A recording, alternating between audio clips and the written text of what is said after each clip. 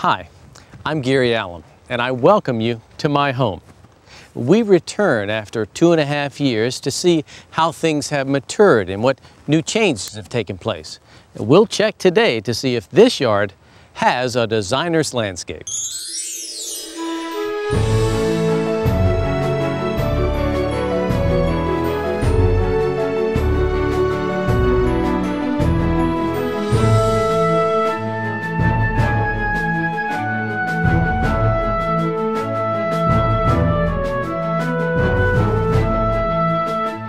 The biggest challenge as a homeowner is really trying to decide what plant goes where, but also with the size of this property, as you see, we go from hot spots and sun to almost full shade with some of these big oaks and maples. So, you know, that is tough too. How do we use the right plant that can go in both cases, here and there, in the sun or shade? Also, I've done, I think curb appeal is important, so really I want to start at the street. If you go back and recall, I was really in this area some time before explaining to you some of the possible changes. The driveway came straight in off to the left side. We've reorganized that. But I also brought a little bit of design with some sandscapes. You'll see them repeated throughout the property, but bringing this one close to the street does add curb appeal and interest. As homeowners or neighbors even drive by here, we really want to say hello or have this first as the initial invitation to our property. I think it works. If your yard's like mine, there's a lot of experimentation going on continually, and that's definitely the case here. I want to show you in the background this sago with the 4 heads here. We're waiting for that to come and flush out this new spurt of growth. And so we've come in with some lower sagos underneath it to add to the family or the impact there that'll provide. And talking about the Aztec grass or any type of liriope, we know they're tough and durable, but look at these little short guys. In other words, over a period of time, they just don't have the vigorous stamina or the fast growth rate. So we can either pull some guys from the background to the fore or just change them out altogether. Another note I want you to realize or understand is with the curved linear shape of a driveway, a sidewalk, it just has more appeal, has more interest, and I like the way it looks. Now, I won't talk about the driveway forever, but I do like the concept here. Here's why. Not going to gravel or what have you. If you recall, we used a new product, it was new to me, recycled asphalt, what they chip off the roads and streets. And I formed it up with a 1x4 board. Then we spread it out, had it graded with a tractor, and we compacted it. 2.5, almost 3 years later, the driveway is intact. So much water comes off the street here and ends up down into the pond that this has really stood a very good test of time. And I'm tickled with it. It's still graded and looks really good. It's held its own, so to speak. If you recall, when I drew these lines, when we began out here, we just kind of shaped the driveway in, and I had drawn these beds and left open parts to get from one place to another and enter onto the lawn. But we've curved beds that continue all the way to the street. No matter how long the driveway is, we still need this presentation. And I can't remember exactly what we put here at the beginning, but now we just have liriope. That's right, the good old common, tough, tolerant border grass. And it does the job. It looks good year-round, it's low maintenance, and as far as taking the heat and the shade sometimes, it does that well too. I really like these single trunk crepe myrtles that we have a few installed around the property, and the sand trap concept with the Laura petalum that's burgundy in color. And then you can't really see from here, but we do have some berming and some hills going on that just add to the interest from down here in the ground. Well, enough about the street. Come on in closer.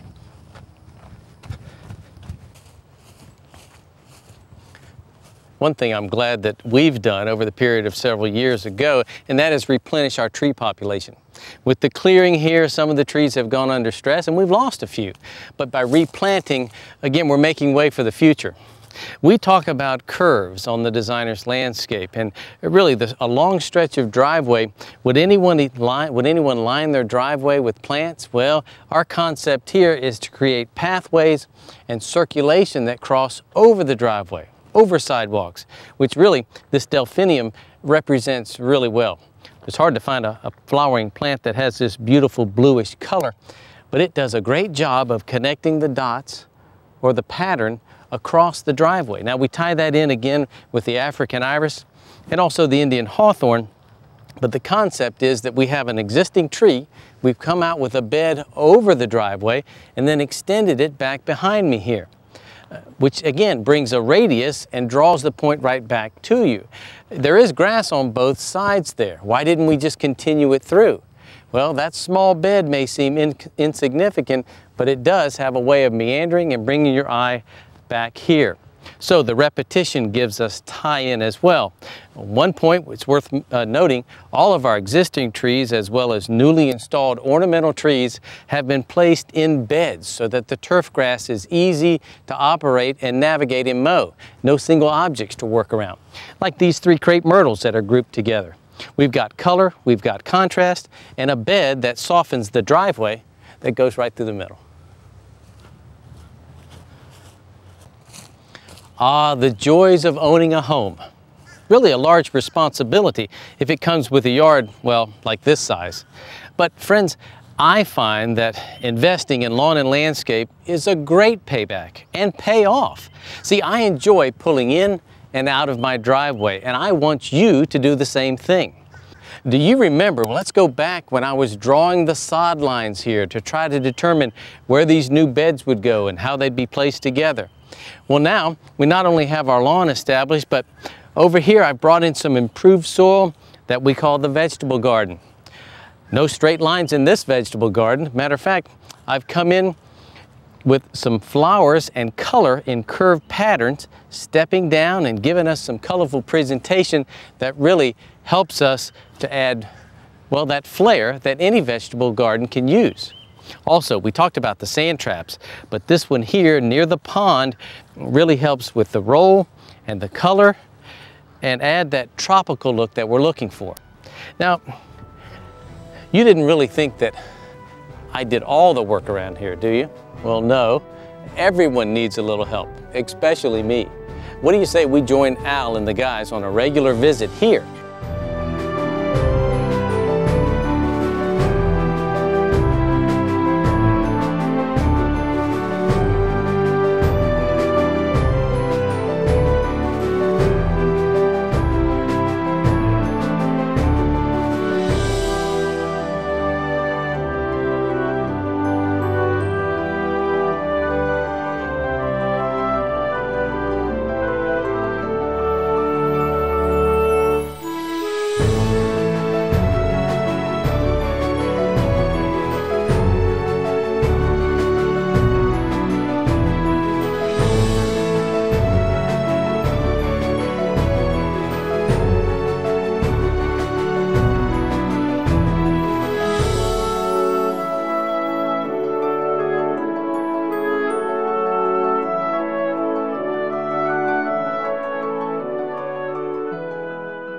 I can't tell you how much we've enjoyed our pond and water feature here. Not only aesthetically, but the catfish and brim that have multiplied, great family fun when we want to catch some in the afternoon.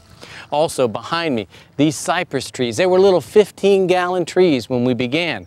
They love the wet, moist condition there next to the water and have really flourished. We continue to limb them up, add a bench there for seating, a nice getaway in the shade. Talking about trees, here's 2 sweet gums that were found on the property about a year ago. I potted them up in 3-gallon buckets and really I'll return these and place them somewhere in the landscape since their parents are somewhere nearby. Oh, do you hear that crispy, crunchy sound? No ordinary mulch here. Actually, I use the improved mulch close to the house and driveway, but in these big natural areas, yes, I'm making use of leaves, actually going and collecting them when neighbors bag them up. I bring them in by the truckful. Well, when it comes to leaves and our landscape, let's find out more. So I want you to meet Diane. Diane, tell us about leaves. You know, Gary, most people take their leaves for granted. In our backyard, we don't even know how many thousands of leaves we've got. I mean, I can say that that was my case, bagging them up and sending them to the street, but how can we make better use of that? Leaves are designed to be food for our earth. The nutrients that are available there could be used to change our sandy soils into rich humus for our gardens. Okay. And our other landscape plants. Sure. When we take them to the trash, we're really throwing away a very valuable product for ourselves. You know, I was thinking about you mentioned the natural process. Leaves fall. They fall right under the base of the tree. And then what, I mean, what's the process there? In nature, that's a random design. We get random waterfall, random aeration, random degradation, and it's not really a food for the soil animals. They're only randomly available for the soil animals. Now wait, you mentioned soil animals. What are we talking about here? Well, the soil animals change the leaves into fertile soil for feeding our other plants. Okay. Our trees, our landscape plants, our grass. So now we're talking about organic matter and things that that plants can use for the future. Right. Okay. And it's a cycle.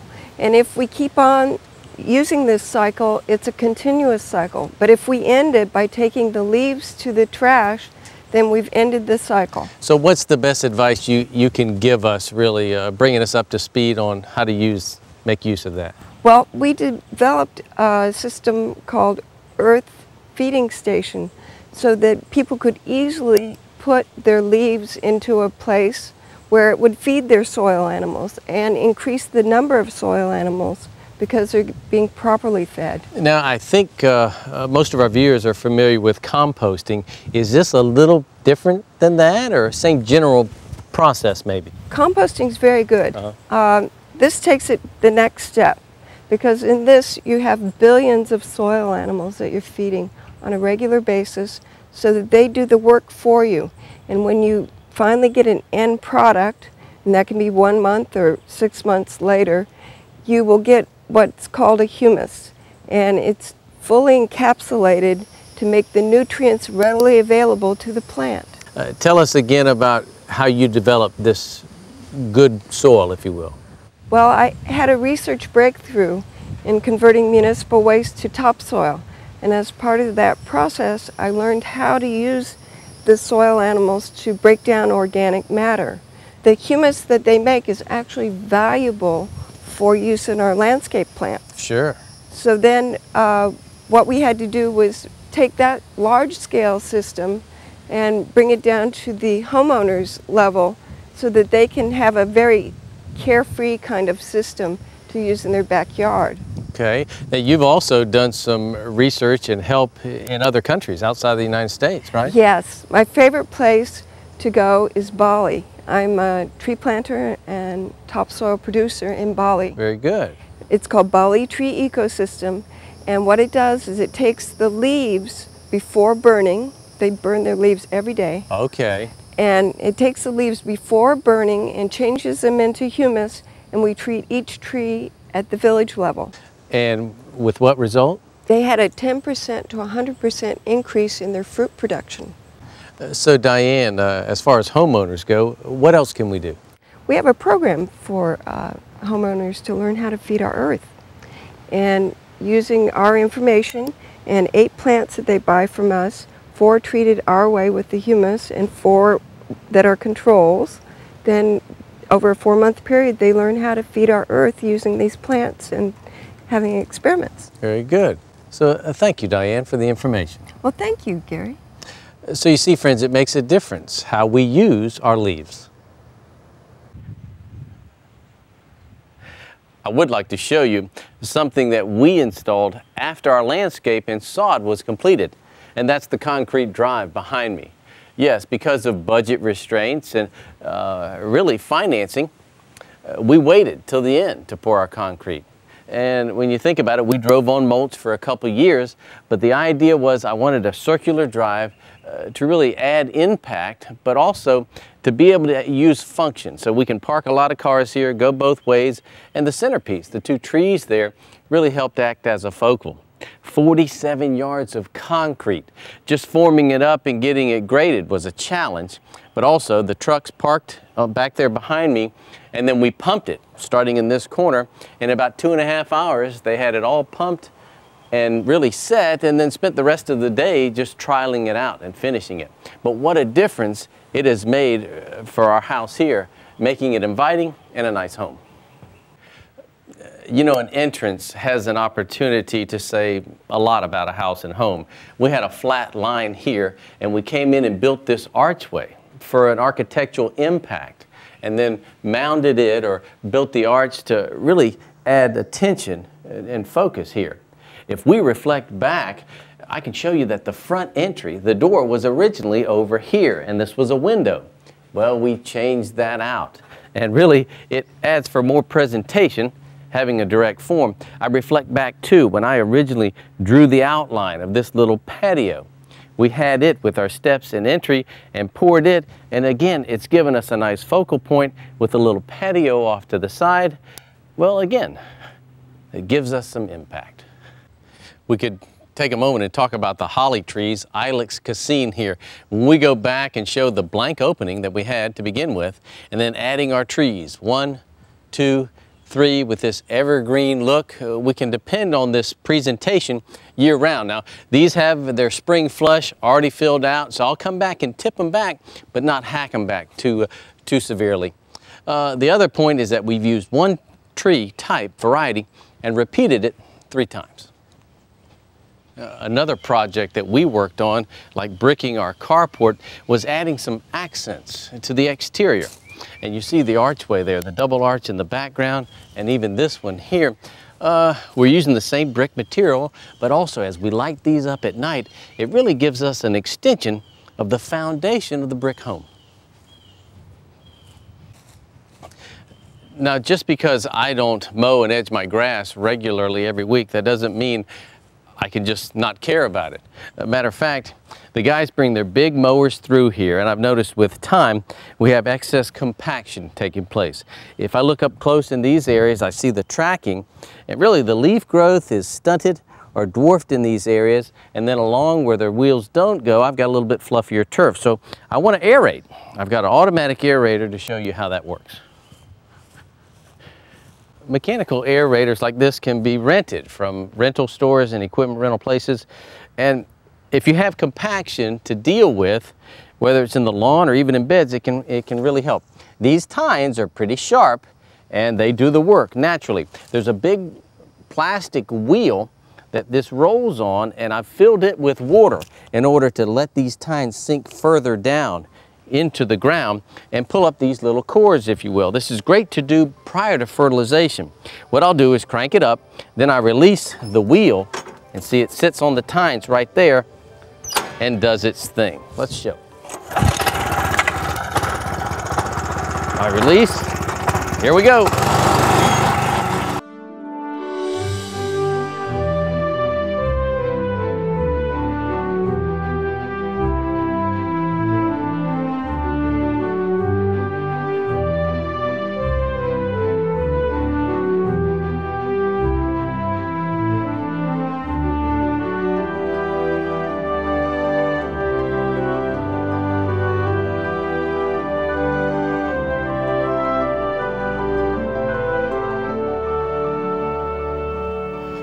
You know, I thought I'd take a moment too and reflect on how things have come together back here. We added this room addition, and with our upper deck, we just wanted the steps at something other than a 90 degrees. So this little 45 onto our patio has serviced us really well. I remember when I drew the lines here, really this French curve, I outlined the radius, and the guys immediately came in and started building this patio. And it has served us well also, kind of aging with time. But the point is, with the curved walk here, the one that extends down to the water, and the French curve thought in the patio design, remember, patios and sidewalks don't have to be square. A backyard setting is really comfortable with a soft patio and really a specimen tree. I want to share with you the impact that this forest pansy redbud has given us as a homeowner here. Now, is that too close to the house? The forest pansy, I trim it back pretty hard, and I've done that over a period of time with years, and this new flush of purple growth is beautiful. Now, up north you have the king crimson maple and purple leaf plum and some of those specimens that give you the same hue. I love it. Now, at nighttime too, we have light on this specimen tree, and it helps anchor in the look of the patio. Let's take a minute and talk about color. Now, we've been enjoying the petunias back here all winter and early spring, but as summer approaches, it's getting a little warm. Matter of fact, a winter annual for us, for you guys up north, is a summer annual. The petunias can't stand the heat here, but in the summer you use them. So we have a little mix or a change.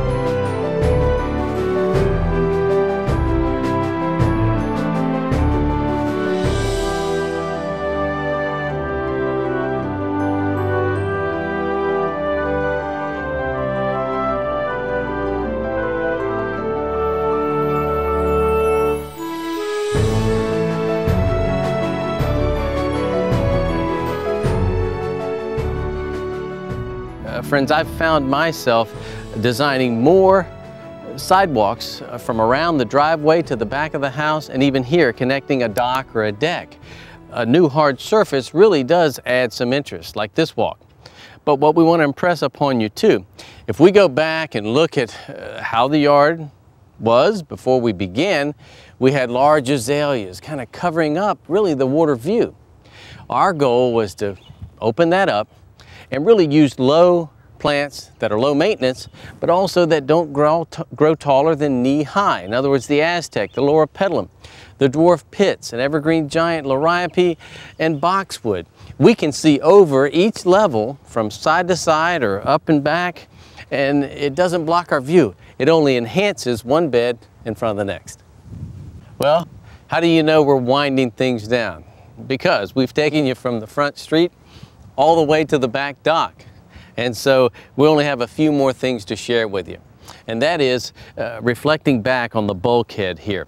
Do you recall, we did an episode on this, when we did our sandbag wall, pumped the old water out, put gravel in as a nice base, and then built our wall up. We added some square footage to the extension of the yard, but also using this stone material and the stone wall, rather than wood, it's really helped the longevity of the project. Before and afters there have made a tremendous change, a great difference.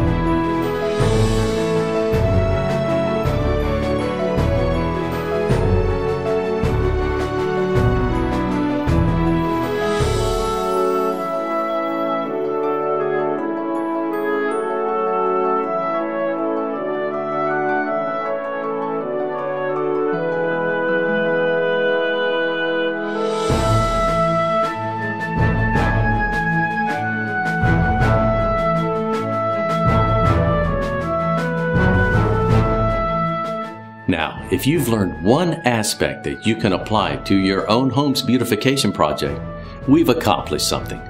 I'm Gary Allen. I'll see you soon.